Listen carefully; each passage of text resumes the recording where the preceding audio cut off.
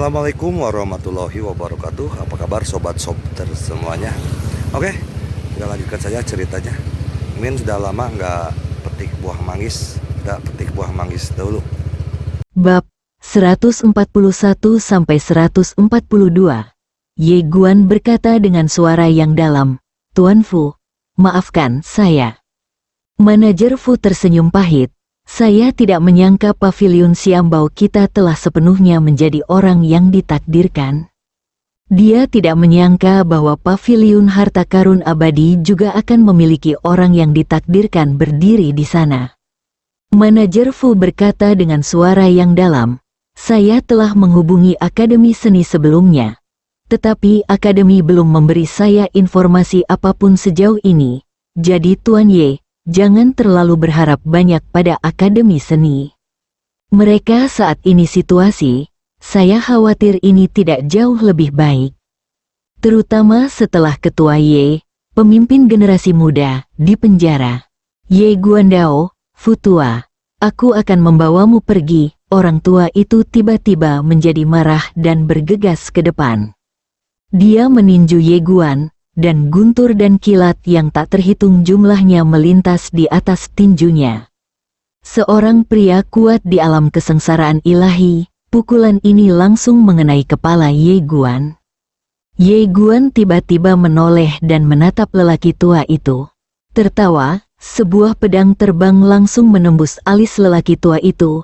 Lelaki tua itu mundur dengan keras, dan akhirnya dipaku pada pilar batu di sampingnya. Melihat Ye Guan mengambil tindakan, Tuan Fu tersenyum pahit. Temperamen teman kecil Ye ini benar-benar meledak-ledak. Ye Guan memandang Tuan Fu dan berkata dengan serius, "Tuan Fu, jika Anda pergi ke rumah sakit utama, tidak akan ada hasil yang baik."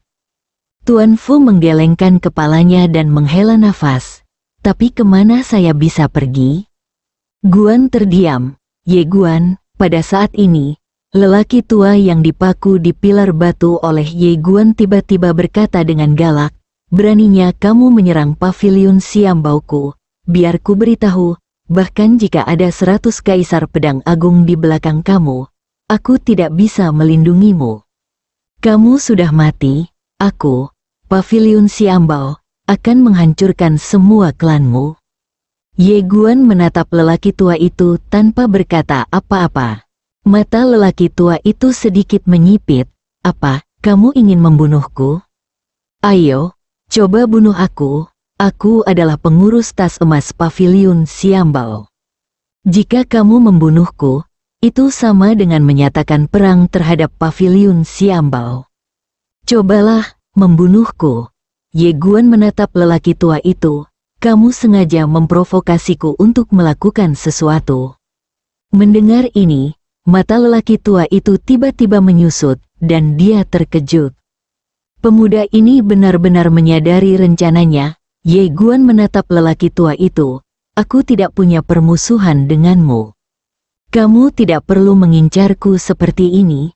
Aku pikir seseorang memintamu melakukan ini. Keluargaan sudah tidak ada lagi dalam nama saja, dan keluargaan tidak ada lagi dalam nama. Klan Tianlong juga telah berdamai dengan saya. Jadi, siapa yang mengincar saya?" "Apa?" dia berkata sambil tersenyum. "Jelas, hanya ada satu, dan itu adalah orang yang ditakdirkan." Menatap Ye Guan dengan ngeri dan tidak berkata apa-apa. Namun, Ye Guan menggelengkan kepalanya lagi. "Tidak. Manusia takdir telah setuju untuk bertarung denganku. Meskipun dia tidak terlalu baik, menurutku dia tidak mampu memainkan tipuan seperti itu. Jadi, bukan dia." Mendengar perkataan Ye Guan, tiba-tiba tangan lelaki tua itu gemetar. Dia menatap Ye Guan tanpa mengucapkan sepatah kata pun, tapi hatinya sangat terkejut. Ye Guan menambahkan, "Dalam perjalanan ke Qingzhou, saya membunuh banyak orang jenius dari Guangxuan University. Namun, sebagian besar latar belakang keluarga mereka tidak memungkinkan mereka mencapai pavilion Xiambao, dan saya tidak memiliki kemampuan untuk melakukannya di Xiambao Pavilion. Musuh yang mati, Jadi dengan eliminasi, hanya keluarga super dan sekte super Akademi Guangxuan yang tersisa. Saat dia berbicara, dia mengangguk sedikit. Dua kemungkinan. Pertama, karena Master Pedang Manusia. Sekte keluarga aristokrat dan sekte-sekte agak takut mempermainkan saya secara terbuka, jadi mereka ingin mencari cara lain untuk menargetkan saya.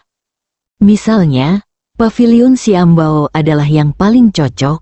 Temukan orang bodoh dari Pavilion Xiambao untuk dengan sengaja memprovokasi saya dan membuat saya mengambil tindakan, sehingga menyinggung seluruh Pavilion Xiambao. Berbicara tentang ini, dia memandang lelaki tua itu.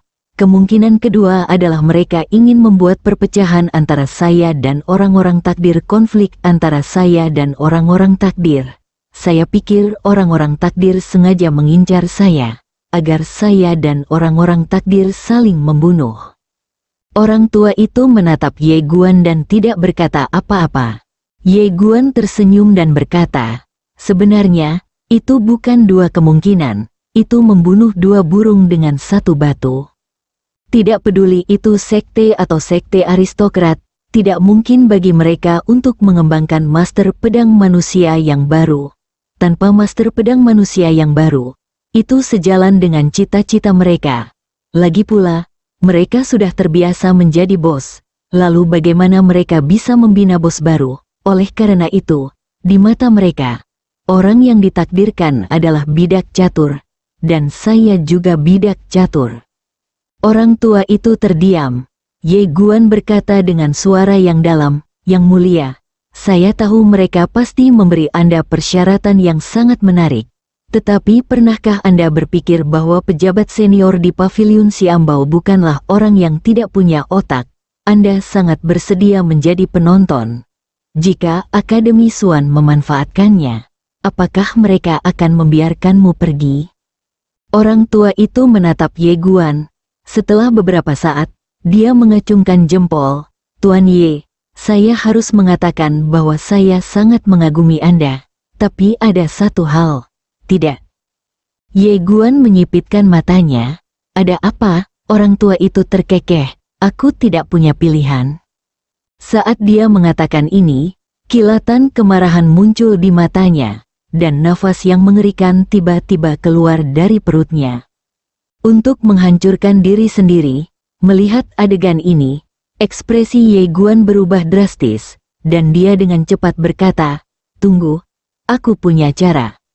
Boom, sebelum Ye Guan selesai berbicara, kekuatan mengerikan tiba-tiba keluar dari tubuh lelaki tua itu.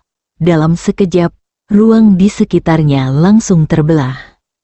Ye Guan langsung meraih Tuan Fu yang berdiri di samping dan menghindarinya beberapa ratus kaki ke belakang. Saat dia berhenti, jurang selebar ratusan kaki muncul tepat di depannya. Mati. Melihat pemandangan ini, wajah Ye Guan tiba-tiba menjadi sangat jelek. Pada saat ini, orang-orang kuat yang tak terhitung jumlahnya dari Pavilion Xiambao tiba-tiba muncul. Ketika mereka melihat pemandangan ini di depan mereka, orang-orang kuat dari Pavilion Xiambao itu tercengang, dan kemudian mereka semua menoleh untuk melihat Ye Guan di kejauhan. Dia berkata dengan marah, Ye Guan, beraninya kamu membunuh orang-orangku dari Pavilion Xiambao. Saat dia mengatakan itu, dia langsung mengeluarkan catatan transmisi untuk mengirimkan suaranya. Ye Guan terdiam. Dia tahu bahwa dia tidak bisa menjelaskannya dengan jelas. Dia benar-benar tidak menyangka pihak lain akan menghancurkan dirinya sendiri secara langsung. Di samping itu, ekspresi Tuan Fu juga sangat jelek. Saat ini, dia menyadari bahwa air di alam semesta Guangxuan terlalu dalam. Ini jelas bukan sesuatu yang bisa dilakukan oleh pelayan kecil seperti dia. Ye Guan hendak berbicara. Pada saat ini, bayangan tiba-tiba melewati lapangan.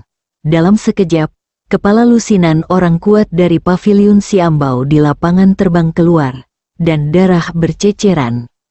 Semuanya tewas seketika. Ye Guan menoleh untuk melihat ke kanan. Beberapa puluh kaki jauhnya, ada seorang wanita berdiri di sana. wanita itu mengenakan gaun hitam ketat dan rambutnya sangat panjang. Hanya separuh wajahnya yang terlihat karena sisi kirinya wajahnya ditutupi oleh rambutnya. Di tangan kanannya, dia memegang sabit berwarna merah darah. Ye Guan menatap wanita itu dan tidak berkata apa-apa. Wanita itu juga menatap Ye Guan. Dia menyeringai, berbalik dan pergi. Tuan Fu berkata dengan suara gemetar, "Hentikan dia dengan cepat, jika tidak, Paviliun Xiambao akan mengira kamu membunuh orang-orang ini." Wanita itu tidak menoleh ke belakang dan berkata dengan nada menghina, "Bahkan 10 kaisar pedang tidak dapat menghentikanku." Saat ini, Ye Guan tiba. Tiba berkata, "Kamu jelek sekali." Ekspresi Tuan Fu membeku. "Saya menerima keluhan dari seorang pembaca kemarin, mengatakan bahwa saya mempromosikan gagasan pembunuhan ayah dalam buku saya dan mempengaruhi kesehatan mental kaum muda. Saya dengan sungguh-sungguh menyatakan bahwa saya tidak mempromosikan ide-ide buruk apapun. Keluarga yang adalah ayah yang penuh kasih dan anak yang berbakti, bersatu dan ramah. Ini jelas bagi semua orang." Sangat jelek. Wanita mana yang tahan dengan pernyataan ini? Wanita sabit itu jelas tidak tahan. Dia berbalik perlahan, lalu menatap Ye Guan sambil menyeringai. "Apakah aku benar-benar jelek?" Ye Guan mengangguk, "Yang paling jelek yang pernah kulihat." Mata wanita itu sedikit menyipit, cahaya dingin muncul di matanya, dan selanjutnya sesaat, dia tiba-tiba menghilang di tempatnya. Tertawa, di depan Ye Guan, ruang dan waktu terbelah, dan sebuah sabit keluar. Dengan pukulan mematikan ini, kekuatan yang menakutkan langsung menghancurkan ruang dalam jarak 100 kaki di sekitarnya. Menghadapi pedang yang menakutkan ini, Ye Guan tampak tenang dan langsung menusuk. "Pedang ini adalah pedang berjalan," tertawa. Pedang Ye Guan langsung merobek sabit berdarah itu menjadi beberapa bagian, dan mata wanita berambut panjang yang bergegas ke depan Ye Guan tiba-tiba menyusut. Dia hendak mundur, tapi pedang Xingdao sudah terjepit di antara alisnya. Mata wanita berambut panjang itu penuh rasa tidak percaya. Pedang macam apa ini? Ye Guan tiba-tiba berpikir dan pedang terbang keluar. Tertawa, salah satu lengan wanita berambut panjang itu terangkat. Darah mengucur seperti mata air. Wanita berambut panjang itu menatap Ye Guan tanpa mengucapkan sepatah kata pun. Ye Guan tampak tenang. "Siapa yang memintamu datang?" Wanita berambut panjang itu tidak berkata apa-apa. Berdengung, suara pedang lainnya bergema, dan pedang terbang ditebas dari bahu kiri wanita berambut panjang itu. Tertawa, lengan kiri wanita berambut panjang itu juga terangkat. Ye Guan menatap wanita berambut panjang itu, ekspresinya setenang air. Dia memegang pedang berjalan di leher wanita itu dan berkata dengan tenang, "Siapa yang mengirimmu?" Wanita berambut panjang itu menatap Ye Guan, identitas tidak diketahui. Dia membayar 5.000 wan mei jinjing memintaku untuk datang ke sini dan menyalahkanmu. Ye Guan mengangguk, "Bolehkah aku menghubunginya?" Wanita berambut panjang itu menggelengkan kepalanya, "Tidak." Ye Guan sedikit mengangguk, "Itu tidak masalah." Dia membuka telapak tangannya dan menyingkirkan naji wanita berambut panjang itu, tapi pedang Xingdao masih menempel di alis wanita berambut panjang itu. "Kamu melihat cincin itu? Tepatnya ada 50 juta kristal emas di dalam cincin itu." Ye Guan menyimpannya, menyenangkan. Wanita berambut panjang itu menatap Ye Guan tanpa berbicara, sementara darah terus mengalir dari lengannya. Pada saat ini, ruang dan waktu di sampingnya tiba-tiba retak, dan saat berikutnya, seorang lelaki tua perlahan keluar. Orang kuat dari Paviliun Xiambao. Setelah lelaki tua itu keluar, dia melirik mayat-mayat di sekitarnya, dan kemudian menatap Ye Guan, yang menceritakan semua yang baru saja dia katakan. Setelah mendengarkan kata-kata Ye Guan, lelaki tua itu terdiam. Kamu memandang lelaki tua itu dan tidak berkata apa-apa. Jika lelaki tua ini juga berasal dari sekte keluarga aristokrat dan sekte Zongmen, maka dia hanya bisa mengatakan bahwa paviliun Xiambao tidak ada harapan. Kali ini, lelaki tua itu mengangguk sedikit. Saya mengerti, Ye. Guan mengangguk, lalu melirik ke arah Tuan Fu di sampingnya. Senior, Tuan Fu tidak akan dihukum, kan? Tidak. Ye Guan mengangguk sedikit, lalu menunjuk ke wanita dengan lengan patah. Kalau begitu dia akan diserahkan kepada senior. Saat dia mengatakan itu, dia sepertinya memikirkan sesuatu dan bertanya, akankah paviliun Xiambao angkat daftar hitamku? Orang tua itu menggelengkan kepalanya, tidak. Ye Guan tersenyum, meletakkan pedangnya, berbalik dan pergi. Orang tua itu tiba-tiba berkata, apakah kamu tidak penasaran mengapa itu tidak dicabut? Ye Guan berhenti dan kemudian berkata, sangat sederhana, paviliun Xiambao ingin berinvestasi pada orang yang ditakdirkan. Jadi kamu harus mengungkapkan posisimu. Orang tua itu tampak rumit. Ya, kelompok tetua telah memutuskan untuk berinvestasi pada manusia takdir. Dan manusia takdir serta Tuan Ye tidak cocok satu sama lain. Oleh karena itu, untuk menunjukkan dukungan kepada manusia takdir, paviliun Xiambao telah memasukkan Tuan Ye ke dalam daftar hitam seumur hidup. Setelah Ye Guan terdiam beberapa saat, dia mengangguk, dimengerti. Setelah mengatakan itu, dia berbalik dan melirik ke paviliun Xiambao, dan berkata dengan lembut, saya tidak akan pernah masuk ke paviliun Xiambao lagi dalam hidup ini. Itu, dia berbalik dan pergi. Ye Guan tidak tahu bahwa perkataannya akan menyebabkan gempa besar di paviliun Dek Xiambao di masa depan. Melihat Ye Guan menghilang tidak jauh, lelaki tua itu menghela nafas dalam hatinya. Dia menoleh untuk melihat wanita dengan lengan patah di sampingnya. Saya mendapat instruksi dari atas, ayo pergi. Terkejut, wanita dengan lengan patah itu berbalik dan pergi tanpa omong kosong. Tuan Fu memandang orang tua itu, manajermu. Tuanmu menghela nafas dengan suara rendah. Tuan Fu, Anda bisa lolos dari hukuman mati. Tetapi Anda tidak bisa lepas dari kejahatan yang masih hidup. Mulai sekarang, Anda akan diasingkan ke Sanzu di alam bawah. Tuan Fu terdiam. Sanzu, daerah kecil yang sangat terpencil. Ini agar dia pensiun. Mengapa? Tuan Fu mengangguk sedikit. Oke. Dia tahu ini adalah akhir terbaik untuknya. Tuan Fu tidak berkata apa-apa lagi, bangkit dan pergi. Tapi saat ini, dia sudah jauh lebih tua. Pengurus paviliun Qingzu Xiambao menjadi pengurus paviliun Sanzu Xiambao, yang setara dengan jatuh dari awan ke dalam lumpur. Hal yang paling menyedihkan bagi seseorang adalah ia telah mencapai puncak, namun akhirnya terjatuh. Manajermu melirik Tuan Fu yang tua, menggelengkan kepalanya dan menghela nafas. Dia tahu bahwa lelaki tua ini akan meninggal karena usia tua di Sanzu, dan itu akan menjadi jenis yang sangat menyedihkan. Inilah yang terjadi jika Anda gagal mengantre. Tuanmu menghela nafas dengan suara rendah, berbalik dan pergi. Sisi lain, Ye Guan berjalan di sepanjang jalan dan berjalan keluar.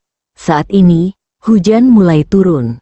Ye Guan tidak berlindung dari hujan, dan hanya berjalan perlahan. Xiao Ta tiba-tiba berkata, ada apa? Ye Guan berkata dengan lembut, Tuan Ta, apakah saya mampu menimbulkan masalah? Xiao Ta berpikir sejenak, lalu berkata, sebenarnya, tidak juga. Mengapa? Xiao Ta berkata, saya telah melihat lebih banyak masalah sebelumnya. Ye Guan bertanya, siapa? Xiao Ta berhenti berbicara. Ye Guan menggelengkan kepalanya dan tersenyum, tapi tidak bertanya lagi. Xiao Ta berkata, apa rencanamu? Ye Guan berpikir sejenak, lalu berkata, kembali ke Nanzu. Xiao Ta berkata, naik pesawat luar angkasa. Ye Guan berkata dengan tenang, tentu saja tidak. Dia berbalik dan pergi. Xiao Ta bingung, apa yang kamu lakukan? Ye Guan tidak berbicara. Segera, dia langsung pergi ke pavilion Xiambao, dan Mulao muncul di depannya lagi. Melihat Ye Guan, manajermu mengerutkan kening. Apa yang kamu lakukan? Ye Guan berkata dengan tenang, di mana susunan teleportasinya? Manajermu menatap Ye Guan, Tuan Ye, pavilion Xiambao kami tidak lagi melayani Anda. Ye Guan berpikir sejenak, lalu berkata, dengan kekuatanku saat ini, menurutku tidak ada seorang pun di seluruh Qingzhou yang bisa mengalahkanku, dan akan memakan waktu setidaknya setengah jam bagimu untuk memindahkan orang-orang dari pavilion utama pavilion Xiambao, kan? Dalam setengah jam, Kaisar Pedang dapat melakukan banyak hal. Bagaimana menurut Anda? Setelah mendengar ini, ekspresi stewardmu tiba-tiba berubah, Tuan Ye. Jangan menjadi hooligan, Guan berkata dengan tenang. Guanmu, saya sedang berdiskusi dengan Anda. Anda juga tahu bahwa akan memakan waktu beberapa bulan untuk pergi ke Nansu dari sini. Bahkan jika Anda naik pesawat luar angkasa, Anda tidak bisa membiarkan saya naik pesawat luar angkasa. Manajermu tersenyum pahit. Tuan Ye, pavilion Xiambao memiliki peraturan yang ketat dan saya tidak diizinkan untuk melayani Anda lagi. Pikir Ye Guan, dan tiba-tiba, sebuah pedang terangkat ke langit. Berdengung, suara pedang bergema di mana-mana. Ekspresi manajermu tiba-tiba berubah. Dia mundur berulang kali, matanya penuh ketakutan. Jangan bilang, dia sangat takut Ye Guan akan mengacau.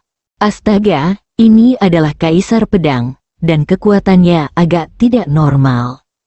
Pada saat ini, orang-orang kuat dari pavilion Xiambao muncul di tempat kejadian. Tetapi tidak ada yang berani muncul. Ye Guan memandang Mulao. Mulao, apa yang kamu lakukan? Aku di sini hanya untuk bermain pedang. Tidak ada arti lain. Ye Guan menatap Mulao tanpa mengucapkan sepatah kata pun, yang membuat Mulao merasa mati rasa. Mulao merasa getir. Ye Guan tiba-tiba berkata, jika aku meninggalkan Qingzhou, bukankah itu hal yang baik bagi semua orang? Bersambung.